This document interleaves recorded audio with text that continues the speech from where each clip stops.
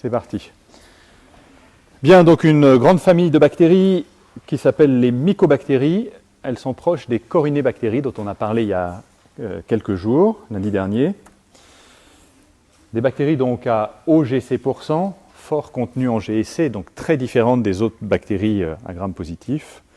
Et leur caractéristique, c'est de posséder un composant de paroi qui les rend très grasses, lipophiles, qu'on appelle les acides mycoliques. Et ces acides mycoliques ont une conséquence importante qui a été repérée il y a près de 150 ans maintenant, c'est que ces bactéries ne prennent pas les colorants habituels comme le colorant de Gram. Donc on ne peut pas faire de coloration de Gram sur les mycobactéries, il va falloir faire des choses un peu spéciales, des colorations qui vont reposer sur la résistance aux acides et aux alcools. On appelle donc les mycobactéries des bacilles acido-alcoolo-résistants, BAAR, des BAR, c'est l'acronyme utilisé, tant chez nous que surtout chez les anglo-saxons. On verra à quoi ça ressemble tout à l'heure. Ce sont des bacilles qui ont comme caractéristique essentielle d'être aérobie stricte, ils aiment beaucoup l'air, et vous verrez qu'il y a des conditions dans lesquelles ils trouvent cet air dans les poumons, dans les infections les plus graves. Leur seconde caractéristique, en plus de ne pas prendre le gramme, c'est d'avoir une croissance, pour la plupart des espèces, qui est extrêmement lente. Autant on fait le diagnostic facile de la plupart des infections bactériennes en 12, 18, 24 heures, 48 heures au maximum, autant chez les mycobactéries, jusqu'à il y a peu de temps, il fallait 3 semaines, voire 6 semaines ou 8 semaines pour faire le diagnostic. Comme c'est une maladie extrêmement contagieuse, la tuberculose, vous imaginez le dilemme pour les cliniciens, attendre la réponse du laboratoire 3 à 6 semaines après, ou bien traiter tout de suite, et on avait tendance naturellement à traiter très vite et parfois sans raison des patients avec des traitements qui sont particulièrement lourds. On a amélioré un peu les choses depuis, je vous en dirai un mot tout à l'heure. On utilise des milieux liquides dans lesquels les bactéries sont agitées, notamment des milieux très riches, et elles arrivent à pousser en quelques jours. On n'arrive pas à faire pousser ça du jour au lendemain, mais elles poussent en quelques jours et c'est déjà beaucoup mieux. Il y a globalement 3 groupes de mycobactéries d'intérêt clinique. Les mycobactéries sont des bactéries environnementales extrêmement répandues. Il y en a à peu près partout. Mais la mycobactérie la plus ennuyeuse, qui est Mycobacterium tuberculosis, elle, est une bactérie qui est assez strictement inféodée à l'homme. Pourquoi dis-je assez strictement? Eh bien, parce que si l'homme est le réservoir essentiel, il peut quand même la transmettre à certains animaux, la maladie et la bactérie. Et ces animaux sont les animaux proches, animaux d'élevage, primates d'élevage par exemple, mais aussi le chien. Et un problème qu'on a en ce moment est de savoir si la transmission de l'homme au chien, qui a tout à fait été démontrée, est une transmission réversible et s'il n'y aurait pas des chiens qui sont des foyers de bacilles tuberculeux et qui pourraient contaminer l'homme. Ça a une incidence importante, en particulier dans une ville comme la nôtre. Vous savez qu'on a une grande quantité de SDF avec des chiens et il y a eu une épidémie l'année dernière importante de tuberculose dans laquelle on incrimine éventuellement les chiens comme réservoir. Bien, donc les mycobactéries tuberculeuses, celles qui nous intéressent vraiment, Mycobacterium tuberculosis, de loin la plus importante, c'est celle qui donne la tuberculose. Et puis 2 autres bactéries très proches de tuberculosis, qui présentent quelques petites particularités et qui sont rares, qui sont Mycobacterium bovis, qui donne une tuberculose bovine, elle, et Mycobacterium africanum, ces 2 espèces pouvant infecter l'homme occasionnellement. Le deuxième groupe qu'on verra tout à l'heure, c'est le bacille de Hansen, qui est le Mycobacterium lépré, c'est l'agent de la lèpre. Et puis on dira quelques mots sur les mycobactéries environnementales qui n'ont aucun effet sur l'homme. Ces mycobactéries environnementales, c'est les bactéries qu'on trouve vraiment n'importe où, dans l'eau, dans le sol, mais qui, chez certains sujets extrêmement fragilisés, vont devenir pathogènes. C'est le cas chez les patients très immunodéprimés. Et là, il y a une centaine d'espèces. Donc, Mycobacterium tuberculosis, qui va constituer l'essentiel de ce cours. Vous connaissez cette bactérie sans doute sous sa petite dénomination vernaculaire, du nom de son découvreur, Robert Koch. C'est le bacille de Koch. C'est une bactérie extrêmement virulente. On en verra peu comme ça. 1 à 5 bactéries suffisent pour faire une infection. D'habitude, il faut beaucoup plus de bactéries pour faire une infection. Vous vous souvenez peut-être que dans notre dernier cours, il fallait 10 puissance 9 Listeria monocytogenes pour faire une infection. Là, on est entre 1 et 5 bactéries qui suffisent. L'établissement de l'infection et la multiplication de la bactérie sont liées, elles sont lentes dans les deux cas, et ce qui fait que cette bactérie ne pousse qu'en 3 semaines sur les boîtes de pétri ou sur les tubes de gélose, c'est parce qu'elle se divise une seule fois en 24 heures. Escherichia coli, par exemple, pour vous donner une idée, se divise toutes les 20 minutes. Donc c'est une vitesse de division considérablement plus basse. Donc bactéries humaines transmissibles à certains animaux, ça on l'a vu. La transmission, elle est aérienne. C'est donc une transmission par voie respiratoire au contact de sujets qui émettent du bacille tuberculeux, et on verra les circonstances dans lesquelles les patients sont émissifs et donc à risque de transmettre. C'est une maladie extrêmement contagieuse et qui touche une énorme population sur Terre. C'est la 3e cause de mortalité par maladie infectieuse dans le monde aujourd'hui, après le paludisme et l'infection par le VIH. C'est très souvent lié à l'infection par le VIH dans les pays en voie de développement. En ce qui concerne la France, il y a quand même, bon an mal an, 6 à 7 000 nouveaux cas par an. Une grande partie de ces cas, en tout cas un bon tiers, est constitué de patients étrangers. Et ça occasionne 700 décès environ par an en France, donc c'est une maladie d'importance si on la rapporte à certaines pathologies comme la diphtérie ou la listériose qu'on a évoquées au cours précédent. Donc dans le monde, elle est à l'origine de 2 millions de décès, 9 millions de nouveaux cas par an, et l'OMS considère que un tiers de la population mondiale est porteuse ou est exposée au bacille tuberculeux. Vous imaginez bien que ce ne sont pas dans nos pays que les risques sont maximums. Vous avez sur les documents, enfin sur le polycopier, vous verrez les zones en noir ici, plus elles sont foncées, plus il y a de prévalence de la maladie. Vous voyez qu'en Europe de l'Est et surtout en ancienne Union soviétique, c'est une maladie extrêmement importante. Elle touche naturellement l'Afrique subsaharienne, l'Inde, et puis dans une moindre mesure des pays d'Afrique du Nord. C'est une maladie à déclaration obligatoire, vu son caractère contagieux, vu la difficulté qu'il y a à traiter les patients, et vu ses conséquences.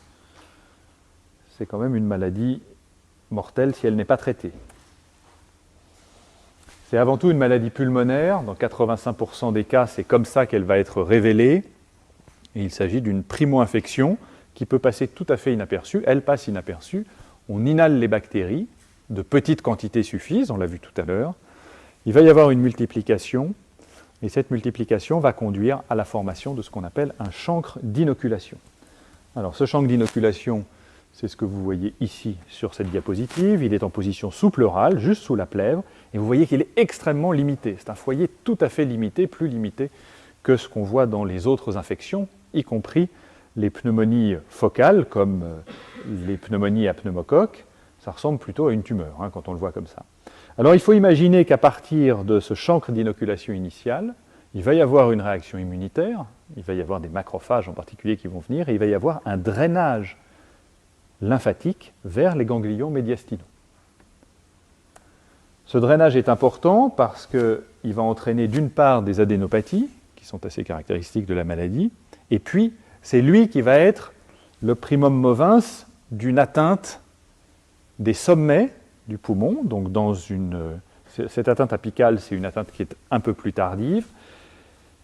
C'est une atteinte qui peut être spontanément contrôlée par l'immunité, mais qui, dans les cas ennuyeux, ne va pas conduire à une guérison spontanée, mais à 3 évolutions possibles. 1, la réactivation. 2, une dissémination globale chez les sujets très immunodéprimés.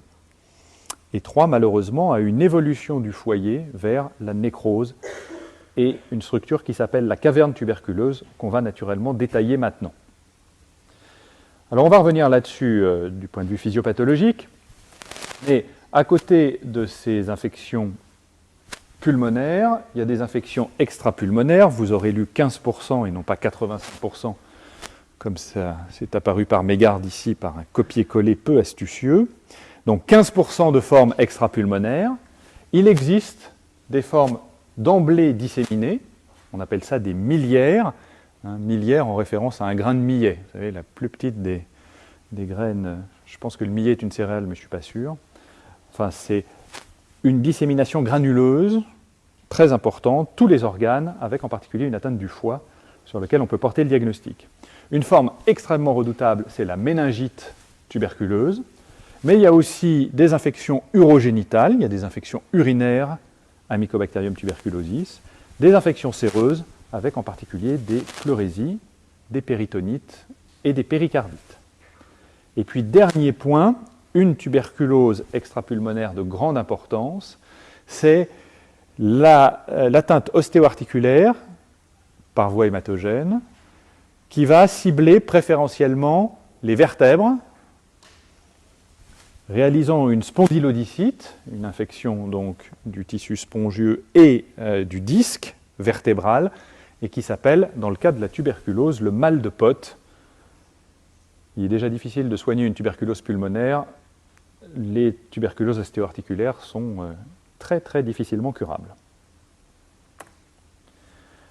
Dans tout ça et dans les évolutions, et notamment dans la gravité de la maladie, il y a plusieurs facteurs qui vont jouer des rôles. Le plus important, c'est l'immunodépression, avec, dans les pays touchés par la pandémie de VIH, l'infection par le VIH. Dans nos pays plutôt et chez nos patients, ce sont les immunodépressions, et notamment iatrogènes, l'utilisation de produits immunosuppresseurs ou cytotoxiques, mais également des conditions de vie défavorables, malnutrition, alcoolisme, carence vitaminique. Tout ça, ça favorise la tuberculose et aggrave le pronostic. Alors on va détailler un petit peu la physiopathologie.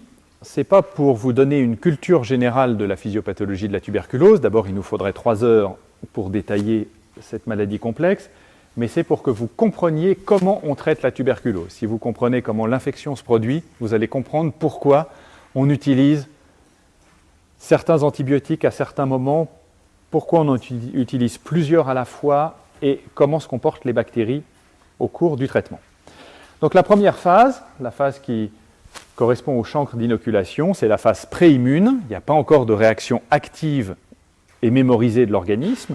Elle dure 2 à 4 semaines et c'est l'inhalation des bactéries et leur prise en charge à la surface des alvéoles par les macrophages. Il y a plein de macrophages qui traînent naturellement et qui font le ménage et ils prennent en charge les mycobactéries. Et malheureusement, contrairement à ce qu'ils font avec la plupart des autres bactéries, là, les mycobactéries ne vont pas se laisser digérer par ces macrophages. Elles vont inhiber la fusion phago-lysosomale. Donc on va se retrouver avec des macrophages, avec des phagosomes et des bactéries intactes, sans qu'elles soient agressées par les substances toxiques des lysosomes. Ces macrophages, naturellement, réagissent vers l'extérieur, signalent leur présence, signalent qu'ils contiennent quelque chose, et il va y avoir une réaction inflammatoire. Cette réaction inflammatoire, c'est une alvéolite, et cette alvéolite, c'est le chancre d'inoculation qui, en général, est unique. C'est celui qu'on a vu sur la photographie tout à l'heure, sur la radiographie tout à l'heure. Bien.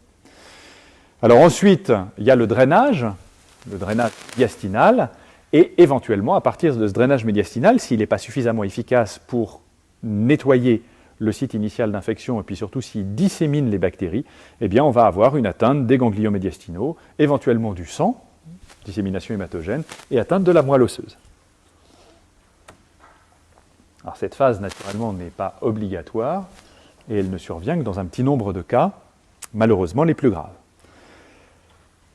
Alors au bout de 3 à 4 semaines, les défenses de l'organisme commencent à s'intégrer, à se mettre en place, et on va avoir une phase immune. Cette phase immune, elle résulte dans un premier temps de la reconnaissance du foyer infectieux, des bactéries et des macrophages, par les lymphocytes T qui vont signaler l'infection, les lymphocytes T CD4, ceux qui régulent la réponse immunitaire cellulaire. Il va y avoir donc une sécrétion de cytokines et un recrutement de monocytes. Les monocytes, c'est des formes circulantes des macrophages, qui arrivent sur place et qui s'activent. Vous savez qu'un monocyte doit être activé pour pouvoir avoir une fonction phagocytaire efficace. Donc il est transformé en macrophage activé. Et là, il va se produire des phénomènes qui sont tout à fait particuliers et qui ont un grand intérêt parce qu'ils permettent le diagnostic anatomopathologique, histologique des lésions. Alors, ces macrophages, il va leur arriver 2 choses. On va voir ça sur cette petite photographie. Je vous ai mis le lien du très très beau site de l'université de Utah à Salt Lake City, dans lequel il y a des lames extraordinaires d'histologie, qui sont parfaitement légendées en plus, et que je vous conseille de visiter. Alors, le foyer, il est ici. Vous voyez que toutes les cellules que vous voyez ici avec un grand cytoplasme et un noyau pas trop grand, ce sont des macrophages. Alors, ce ne sont pas des macrophages habituels. Vous voyez qu'ici, il y en a qui sont vraiment très allongés, parfois en forme de banane. On appelle ça les cellules épithélioïdes allongées. Ces cellules sont des macrophages activés qui entourent le foyer à distance. Les macrophages qui s'approchent le plus près du foyer vont subir une transformation très particulière qui conduit à cette cellule géante. C'est une seule cellule que vous voyez au centre. C'est la fusion de plusieurs macrophages dont vous voyez les noyaux ici. Les noyaux sont rejetés à la périphérie, les cytoplasmes vont fusionner. Et cette cellule caractéristique qui permet aux anatomopathologistes de faire un diagnostic précoce de la tuberculose, c'est ce qu'on appelle une cellule de Langhans, L-A-N-G-H-A-N-S. Donc ça, au centre du foyer, on va revenir à notre schéma initial. Voilà. On va avoir donc plein centre, fusion des macrophages, sous la forme de cellules de Langhans qui prennent en charge les mycobactéries, malheureusement sans les tuer de façon très efficace. Mais des macrophages qui contiennent plein d'agents extérieurs, en particulier des mycobactéries dans ce cas, vont signaler leur présence aux effecteurs réels de la réponse immunitaire vis-à-vis des infections intracellulaires, c'est-à-dire les lymphocytes T cytotoxiques. Donc on va avoir un recrutement massif de lymphocytes T cytotoxiques, une destruction des macrophages infectés et la guérison. Ça, c'est chez les sujets immunocompétents.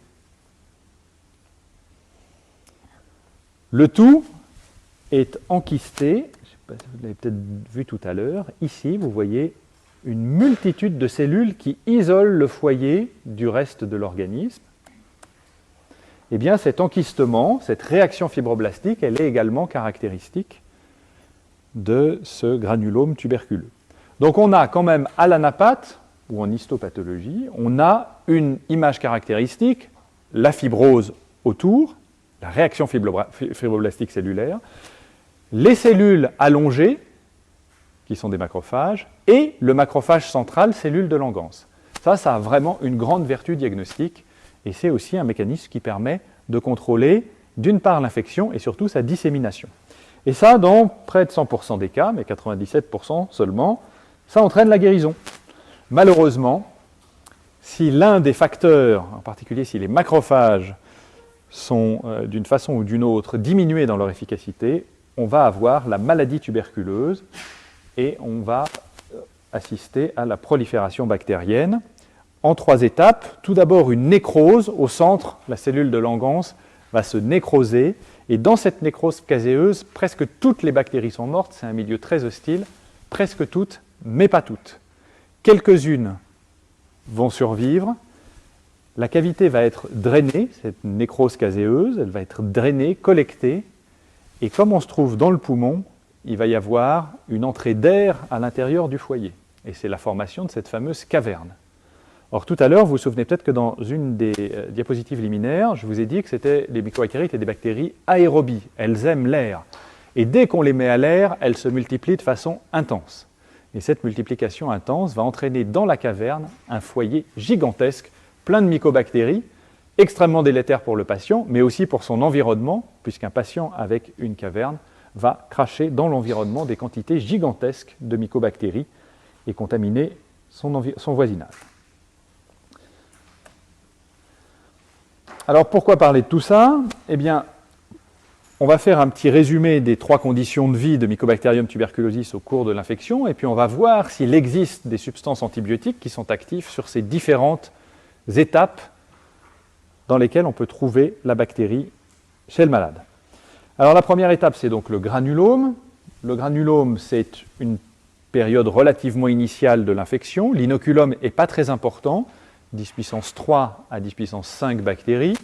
Pour vous donner une idée, dans un petit furoncle ou une folliculite, un petit bouton sur la figure, il y a entre 10 puissance 6 et 10 puissance 8 bactéries, donc beaucoup plus. Là, il y en a nettement moins. Pourquoi? Parce qu'elles se répliquent relativement faiblement, parce qu'elles sont à l'intérieur des cellules, elles sont dans des conditions de pression d'oxygène qui sont faibles, donc elles ne sont pas très bien. Le pH est quand même très acide, parce que le macrophage, la cellule de Langhans, a déversé quand même le contenu d'un certain nombre de ces lysosomes dans le foyer. Et finalement, l'unique site de réplication pour ces bactéries, c'est celles qui sont encore protégées dans un phagosome, et donc elles se multiplient relativement lentement. Là, la réponse immune, en plus, elle est très importante, puisque la cellule de Langhans, le foyer, signale et recrute des lymphocytes T cytotoxiques qui viennent détruire l'ensemble. Quand on passe aux follicules caséeux, la situation est encore plus dramatique, critique pour les mycobactéries. La réplication est nulle, on a une substance extrêmement toxique, ce caséum, comme du lait caillé au milieu du foyer. On a un inoculum qui est extrêmement faible. Mais j'ai mis la réplication nulle, elle n'est pas tout à fait nulle. Il y a quelques bactéries qui survivent, et ces bactéries commencent à se répliquer de façon extracellulaire. Et c'est là que les ennuis commencent. On est en pleine anaérobiose, il n'y a pas du tout d'oxygène, ce n'est pas du tout drainé, et la réponse immune est toujours intense. Néanmoins, elle est déjà dépassée, puisque dans le caséum, les cellules T cytotoxiques n'ont aucun effet. Quand on passe à l'étape de caverne tuberculeuse, qui est l'étape redoutable, là, d'un seul coup, la pression d'oxygène est montée de façon intense, il y a de l'air, le pH est neutre, et les bactéries se mettent à se répliquer à toute vitesse, enfin, si on peut parler de toute vitesse chez les mycobactéries, de façon extracellulaire. Et là, on obtient très vite des inoculums gigantesques, 10 puissance 9 à 10 puissance 11 bactéries. La réplication est donc vraiment intense. Et si cette caverne s'ouvre vers l'extérieur, alors on a une dissémination gigantesque des bactéries, sans aucune réponse immune à ce stade. Ça me permet de vous introduire les 5 antituberculeux majeurs. Alors, une particularité que je n'avais pas évoquée au début, pour différencier les mycobactéries des autres, donc on a vu qu'elles ne prenaient pas le gramme, on a vu qu'elles poussaient lentement, eh bien elles ne sont pas sensibles aux antibiotiques classiques. Rien ne marche. Rien ne marche, les bêta-lactamines ne marchent pas, les aminosines marchent mal, on va voir, les quinolones mal aussi, pour une raison assez simple, c'est que ces mycobactéries sont blindées avec leurs acides mycoliques à l'extérieur. Et heureusement, on a trouvé des substances qui vont inhiber la synthèse de ces acides mycoliques et qui sont particulièrement efficaces, spécifiquement comme antituberculeux. Ces molécules sont l'isoniazide, le pyrazinamide et l'éthambutol. Donc l'isoniazide, c'est une molécule qui est commercialisée sous le nom historique de rimifon. Le pyrazinamide, ça s'appelle le pyrilène, l'éthambutol, le miambutol. Et la rifampicine, c'est en revanche un antibiotique actif sur beaucoup de bactéries. C'est l'un des antibiotiques au plus large spectre, mais dont on a vu qu'on ne pouvait pas le donner tout seul, sinon on faisait émerger des mutants résistants. Alors, à ces 3 antibiotiques spécifiquement antituberculeux que sont l'isoniazide, le pyrazinamide et l'éthambutol, on peut donc rajouter la rifampicine avec son spectre très très large, et puis un aminoside particulier qui s'appelle la streptomycine, qui est malheureusement très toxique, mais qu'on garde encore dans la pharmacopée pour cet usage. Alors, comment se comportent ces 5 antituberculeux vis-à-vis des bactéries dans les différentes conditions? Eh bien, quand la réplication est faible, c'est-à-dire dans les 2 premières étapes, essentiellement l'étape du granulome, mais éventuellement l'étape du caséum. Vous vous souvenez que le pH est acide dans les macrophages, dans la cellule de Langhans, il est moins acide, presque neutre, dans le caséum. Eh bien, les antibiotiques vont être actifs sur la première étape, qui est celle qui concerne tout le monde, la réponse de macrophage, et le plus actif, c'est le pyrazinamide dans ce cas-là. Donc pyrazinamide, isoniazide et rifampicine sont actifs. Les 2 autres, la streptomycine et l'éthambutol, sont quasiment inactifs dans ces circonstances-là. Donc pour le traitement initial de l'infection, vous avez le schéma thérapeutique qui prend forme, ce sera isoniazide, rifampicine et pyrazinamide. Éventuellement éthambutol. D'accord ? Si la maladie est plus avancée et qu'on veut la traiter, eh bien là vous voyez que lorsque la nécrose caséeuse se forme, il n'y a plus que la rifampicine qui est active. Ça fait un seul antibiotique, et je vous ai dit que malheureusement, il y avait une génération rapide de mutants résistants. Heureusement, dans le caséum, il y a extrêmement peu de bactéries viables. D'accord ? Mais vous voyez, quand on a franchi cette étape, si la réaction macrophagique, la réaction granulomateuse ne suffit pas à contrôler la maladie, on est quasiment démuni en termes de thérapeutique. Si on passe à l'étape de la caverne, est quand même un traitement où il faut un traitement efficace, eh bien là arrive la quatrième arme, c'est la streptomycine, qui va ici avoir une forte activité, c'est un aminoside qui fonctionne bien sur les bactéries qui sont en réplication. Et vous savez que la réplication est très intense. Et au moment où la caverne est constituée, seule la rifampicine, l'isoniazide, donc le rimifon, et la streptomycine sont actives. Donc vous voyez qu'il n'y a rien qui permette de fonctionner aux 3 moments, rien d'autre que la rifampicine, et la rifampicine à donner toute seule, ce n'est pas très efficace. Donc idéalement, pour traiter la tuberculose, il faut s'y prendre tôt, quand il y a plusieurs antibiotiques actifs, et surtout faire une association d'antibiotiques. Je vous rappelle, pour le plaisir, pour votre culture générale, cette notion de fréquence de mutation chez les bactéries. Ce ne sont naturellement pas les antibiotiques qui créent la mutation, mais vous savez, on l'a déjà évoqué, dans les populations bactériennes, pour générer de la diversité parce qu'il n'y a pas de sexe ni de brassage des chromosomes, les bactéries font exprès des erreurs dans la réplication de leurs gènes. Et donc, chaque gène a une fréquence de mutation donnée, indépendante des conditions extérieures.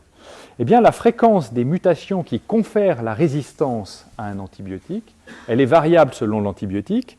Pour l'isoniazide, c'est 10 puissance moins 6, c'est extrêmement élevé. Ça veut dire que dès que vous avez 1 million de bactéries, il existe un mutant résistant, que vous ayez ou non donné un antibiotique. Pour la rifampicine, c'est presque aussi mauvais, 10-7, pyrazinamide pareil. Éthambutol, c'est catastrophique. Donner de l'éthambutol tout seul, c'est d'emblée sélectionner un mutant résistant. Mais en revanche, si on associe ces molécules ensemble, alors on va diminuer le risque de voir apparaître une mutation simultanée qui confère la résistance à 2 ou plusieurs antibiotiques. En particulier, si on donne une association avec 3 antibiotiques sur la phase initiale, si on prend isoniazide, rifampicine et pyrazinamide, eh bien vous voyez que la chance, entre guillemets, ou la malchance d'avoir simultanément une bactérie résistante aux 3 antibiotiques va être de 10 puissance moins 7 multiplié par 10 puissance moins 7 multiplié par 10 puissance moins 6.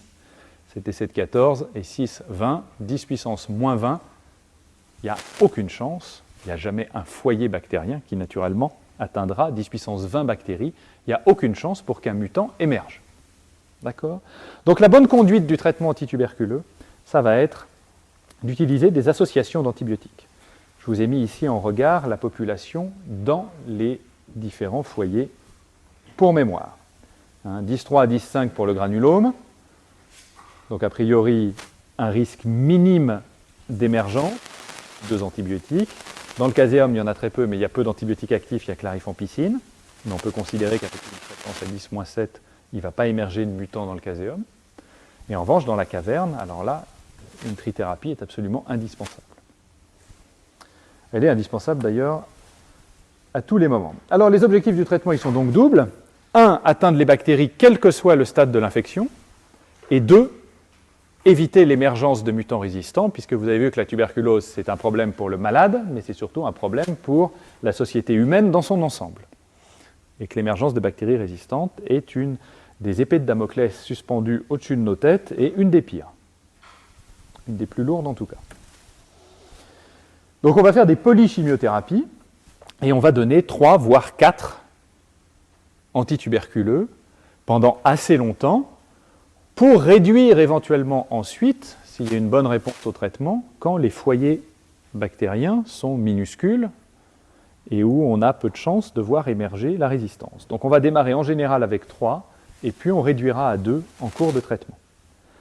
Ça, naturellement, c'est un schéma qui fonctionne s'il y a une vraie compliance. Ça veut dire que si on prescrit 3 antibiotiques à un patient, il prend les 3, notamment au début de sa maladie, il faut qu'il prenne vraiment les 3. Quand il est très malade, il faut qu'il prenne vraiment les 3. Alors vous imaginez que c'est facile chez des patients compliants dans des pays riches et des patients qui sont autrement en bonne santé. Malheureusement, la tuberculose, ce n'est pas ces patients qu'elle touche de façon préférentielle. Elle va toucher des gens défavorisés, elle va toucher des gens qui sont déjà malades, nos immunodéprimés, qui prennent déjà énormément de médicaments, et il va être assez difficile de leur faire ingérer les antibiotiques. Alors, il y a une solution qui a été envisagée depuis longtemps, et puis qui a été bien développée par l'industrie pharmaceutique, c'est faire des conditionnements dans lesquels les antibiotiques sont déjà mélangés. Alors, il y a une association avec les 4 principaux antibiotiques, qui s'appelle Rimstar, qui est de loin la plus compacte et la plus facile à prendre. Il y en a une autre qui s'appelle Rifater, dans laquelle il n'y a que les 3 premiers, et ainsi de suite. Donc il y a des schémas thérapeutiques qui sont allégés par la prise d'un seul antibiotique, mais qui en réalité contient les 3 molécules. Mais néanmoins, la compliance des patients, et en particulier, je sais pas, d'un patient VIH+, SDF, toxicomane, c'est pas très simple de lui faire prendre pendant 6 mois un traitement antibiotique de façon régulière et cohérente. Alors, comme d'habitude, je vous renvoie, pour ceux qui sont intéressés, et puis pour constituer des questions un peu plus approfondies pour plus tard, je vous renvoie toujours à ce livre qui est à la bibliothèque, qui est le Mandel, un ouvrage collectif, donc qui s'appelle Principles and Practice in Infectious Diseases. Il est en anglais, mais il y a tout dedans, et vous avez la prise en charge de la tuberculose avec les différentes cibles. Je ne vous demande naturellement pas de savoir ça, mais de savoir où trouver l'information si d'aventure vous êtes intéressé par le traitement de la tuberculose et des tuberculoses multirésistantes en particulier. Ce que je vous demande en revanche de savoir, c'est les recommandations officielles. Et ces recommandations officielles, c'est que le traitement tourne toujours autour de l'isoniazide, donc que ce soit tout seul sous forme de Rimifon ou mélangé sous forme de Rimstar, Rifater, Rimcure. Il y a toujours Ri devant. Isoniazide, rifampicine et pyrazinamide. Et ça pendant les 2 premiers mois, sans jamais rater une prise. 2 mois de traitement, vous voyez la différence. Le traitement d'une septicémie à staphylocoque doré, c'est 15 jours. Là, c'est 2 mois de traitement de cette trithérapie, voire de cette quadrithérapie, si on a la notion que le patient pourrait avoir été en contact avec une souche résistante à l'un ou moins des antibiotiques. Et puis ensuite, après ces 2 mois, le traitement va durer 6 mois en tout, et on va se contenter de l'association isoniazide et rifampicine en arrêtant le pyrazinamide. Donc vous voyez que c'est extrêmement lourd. C'est extrêmement lourd, il faut l'expliquer aux patients, il y a un gros travail pédagogique, et c'est à cette condition, et seulement à celle-là, que vous réussirez à guérir les gens qui viendront consulter chez vous. Un petit mot, simplement une remarque sur le pyrazinamide. Une des raisons pour lesquelles il est remplacé parfois par l'éthambutol, c'est que si la tuberculose qui vous est présentée est un Mycobacterium bovis, eh bien il faut arrêter le pyrazinamide, il y a une résistance naturelle de cette espèce. C'est extrêmement rare, mais néanmoins ça existe. Alors ça, c'est dans un monde idéal dans lequel les mycobactéries sont résistantes aux 4 antibiotiques ou aux 5.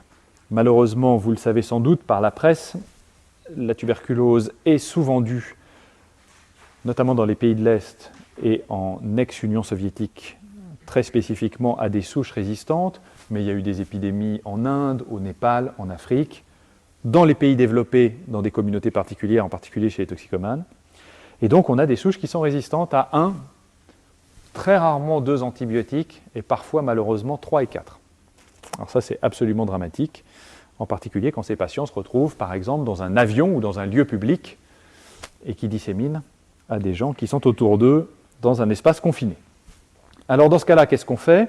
Bien, si on a une résistance à l'INH, à l'isoniazide, alors on peut essayer de remplacer par l'éthambutol, avec tout de même, hein, vous vous souvenez tout à l'heure, on l'a vu sur un des diagrammes, enfin un des tableaux, l'éthambutol qui n'est pas super actif sur le granulome.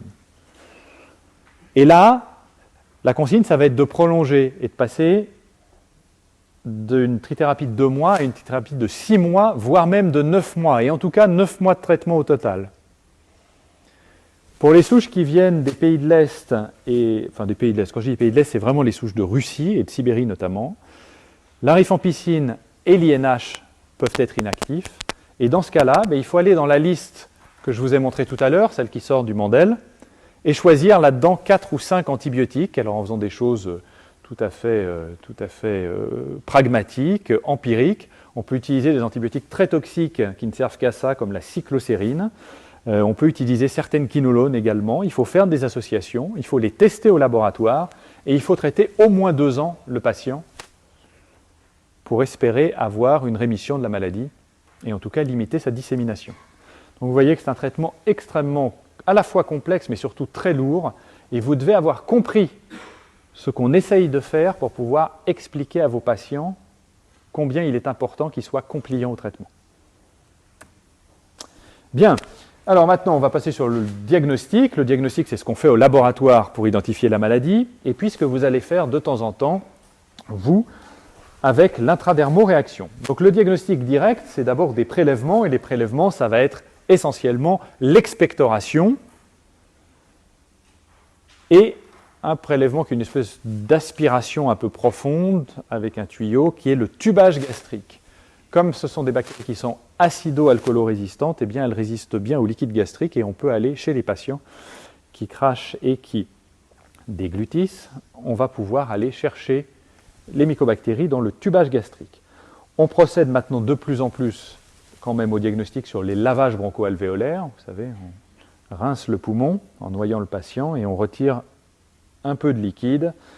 Et sur ce liquide, on va avoir des macrophages alvéolaires alors qu'on ne les a pas dans l'expectoration ou le tubage gastrique. On peut faire le diagnostic, notamment des formes disséminées sur la moelle osseuse, donc la biopsie médulaire est un moyen diagnostique de grande qualité, même si elle est plus traumatique. Et puis pour les formes extrapulmonaires, c'est en fonction de la localisation, donc ponction pleurale, ponction ganglionnaire,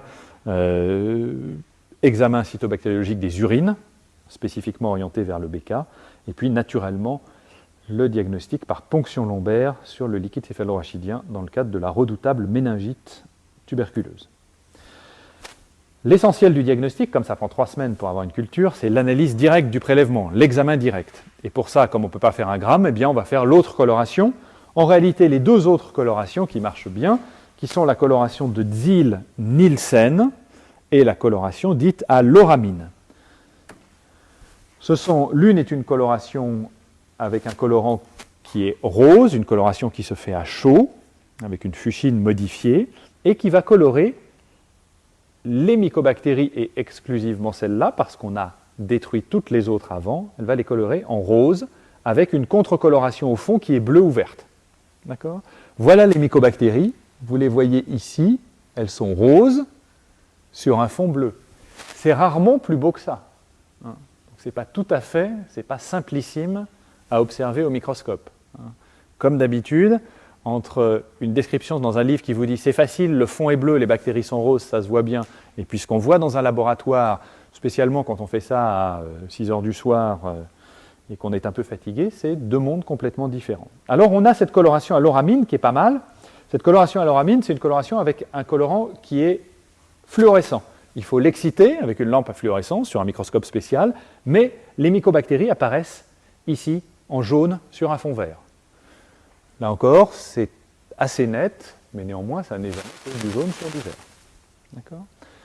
Donc ça, c'est 2 colorations, elles sont caractéristiques des fameux BAAR, des bacilles acido-alcoolo-résistants. De plus en plus, les cliniciens ont tendance à demander un diagnostic qui met en évidence les gènes des mycobactéries, donc une PCR. Ça se fait de plus en plus. Malheureusement, reste toujours le problème inhérent à la PCR. Quand c'est négatif, est-ce qu'on peut exclure une tuberculose ? Ben non, si on n'a pas fait le bon prélèvement et qu'il n'y a pas de bactéries, eh bien on passe à côté. Et d'autre part, si on a une PCR positive, qu'est-ce qu'on fait ensuite ? On n'a pas les bactéries, et notamment on ne les a pas pour faire un antibiogramme. Donc on est très ennuyé pour la conduite du traitement, dont vous avez vu qu'il pouvait durer 2 ans.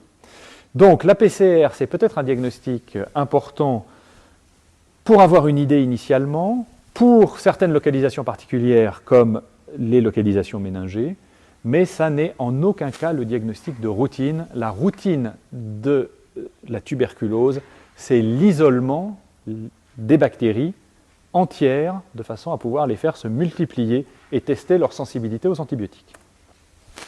Alors pour les faire pousser, ces bactéries, on a des milieux classiques solides, donc des milieux gélosés, comme vous en verrez en TP, pas pour les mycobactéries, mais c'est comme pour les autres. Ils sont en général en tube, on ne va pas les mettre en boîte pour que ça, chaque fois qu'on les ouvre, on en dissémine dans l'atmosphère. Et on a un aspect caractéristique sur ce milieu, qui est un milieu au jaune d'œuf, qui s'appelle le milieu de Lowenstein-Jensen. C'est un milieu qui est très inhibiteur des autres bactéries de la flore et qui fait pousser les mycobactéries sous forme de ces espèces de choux-fleurs très caractéristiques. Je vous ai parlé tout à l'heure de milieux liquides. Eh bien, il y a des milieux dans lesquels on met les bactéries. D'une part, elles poussent plus vite, les mycobactéries, mais en plus, on leur donne des substrats qui sont des substrats fluorescents qu'elles vont consommer, transformer, et donc on va détecter, sans ouvrir le flacon, selon l'intensité de la fluorescence, l'apparition des bactéries. Alors ça, c'est juste une méthode pour raccourcir la première étape, qui est celle de réanimation des bactéries qu'on a pris dans les poumons, pour pouvoir ensuite faire une sensibilité aux antibiotiques. Mais dans tous les cas, même si ça ne prend qu'une semaine dans ces milieux, il faut bien imaginer que vous avez le prélèvement du patient à J0. À J7, vous avez éventuellement un flacon qui a poussé et qui vous dit « Ah, il y a une mycobactérie ». Donc là, on fait un Zil-Nielsen et on regarde si effectivement il y a bien des bactéries dans le flacon. Mais il faudra encore au minimum une semaine, voire 15 jours, pour avoir le résultat de l'antibiogramme.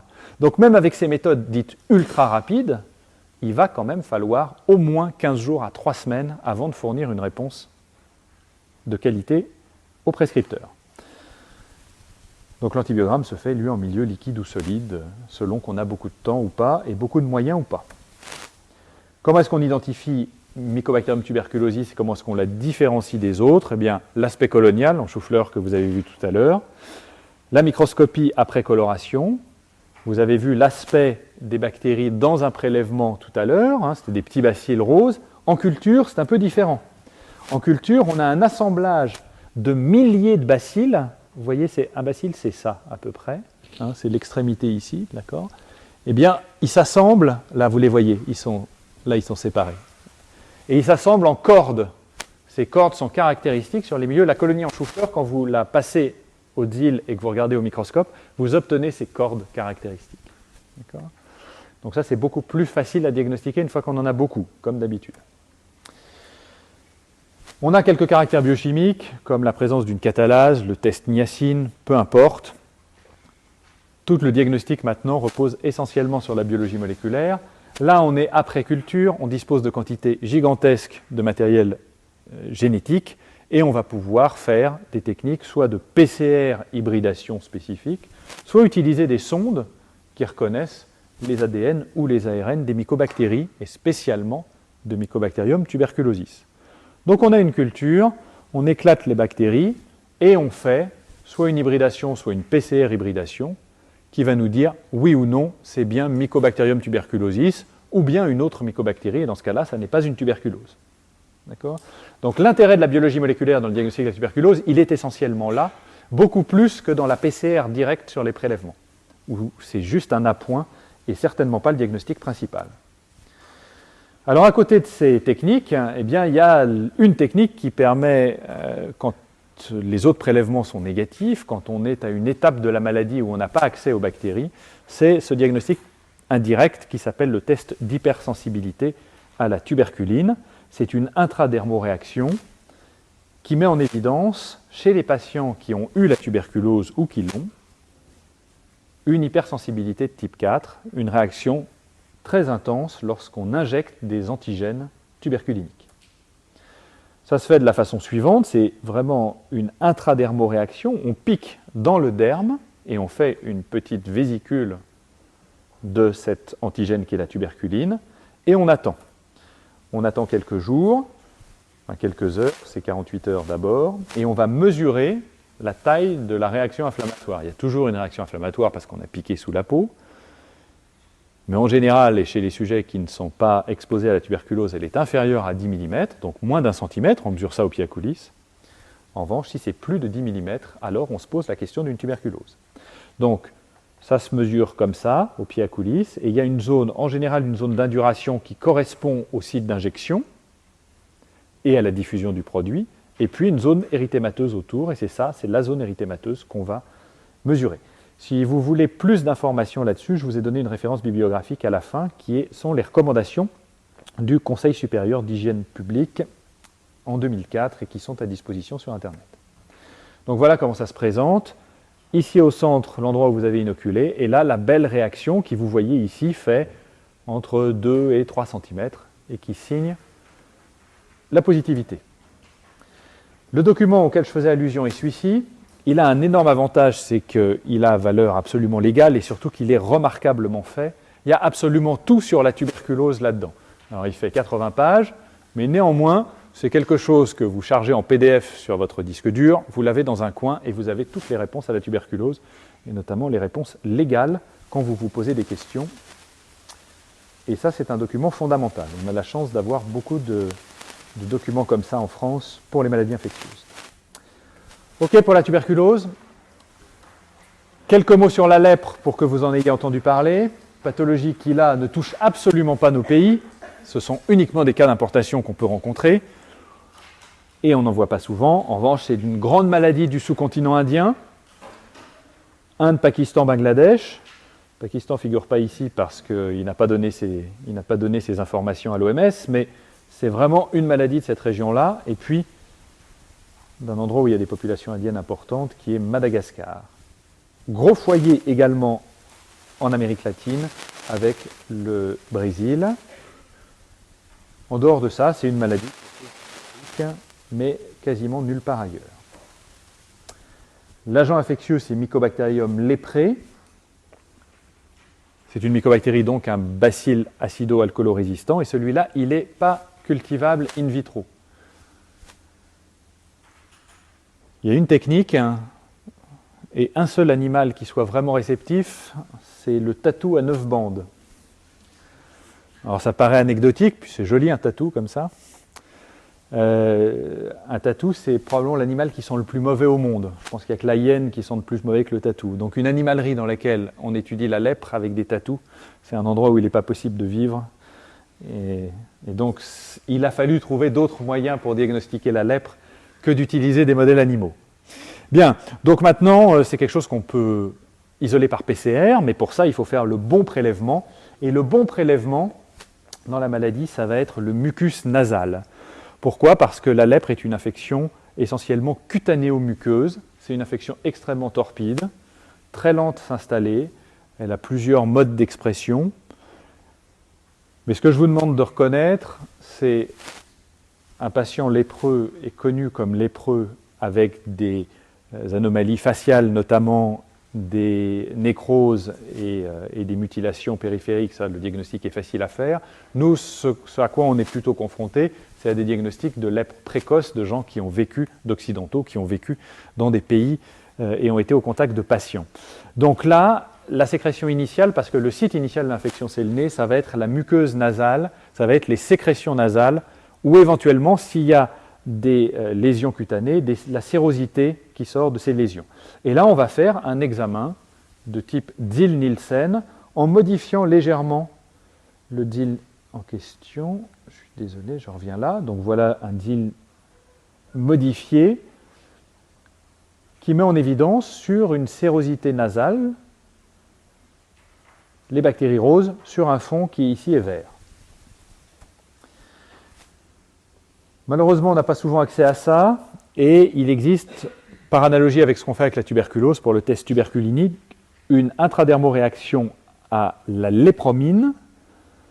Et la lépromine, c'est un antigène, donc issu de Mycobacterium leprae, et qui va positiver l'IDR uniquement dans la forme dite tuberculoïde, la forme initiale de la maladie, la forme bénigne. Mais malheureusement, dans la forme maligne, celle qui est très mutilante, cette intradermoréaction restera négative parce qu'il n'y a pas de réaction immunitaire chez ces patients-là. Donc c'est un diagnostic qui n'est pas tout à fait large spectre, mais qui permet, chez des sujets, là encore, revenant de pays et pensant avoir été exposés, de fournir un diagnostic. Le traitement antibiotique est extrêmement compliqué parce qu'il est très très long.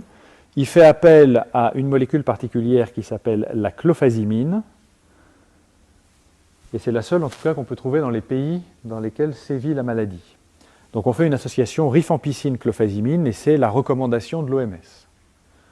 En revanche, si vous êtes confronté à un patient chez nous qui revient avec une lèpre, alors à ce moment-là, il y a des alternatives avec des molécules beaucoup plus chères qui ne sont pas ou peu disponibles dans les pays en voie de développement, comme les quinolones, et il semble que l'ofloxacine fonctionne bien, en particulier dans la forme tuberculoïde. Bien, ça c'était juste un mot pour la lèpre, pour qu'on en ait parlé, pour que vous sachiez que ça ne se cultive pas, pour que vous sachiez que c'est l'écoulement nasal qui est important. Ce qui est de plus grande importance clinique, en particulier pour ceux d'entre vous qui pratiqueront la médecine dans des situations d'immunodépression, les gens qui feront de l'hématologie, les gens qui feront des maladies infectieuses, qui s'intéresseront aux patients atteints de VIH, eh bien, les immunodépressions ont entraîné l'émergence de mycobactérioses dites atypiques qui sont dues à des mycobactéries de l'environnement, tout à fait inoffensives, sauf malheureusement chez des patients qui n'ont plus aucune défense immunitaire. Alors parmi ces bactéries, on va faire une courte liste. Celle qu'il faut retenir, c'est Mycobacterium kansasi, parce qu'elle donne des infections respiratoires qui miment un peu la tuberculose. Le diagnostic est exactement le même, simplement ça a un aspect un peu différent à l'examen direct, et surtout on peut les reconnaître avec des sondes autres que celles de Mycobacterium tuberculosis par PCR ou par PCR hybridation. Donc Mycobacterium kansasi, une bactérie importante. Plus importante encore parce que c'est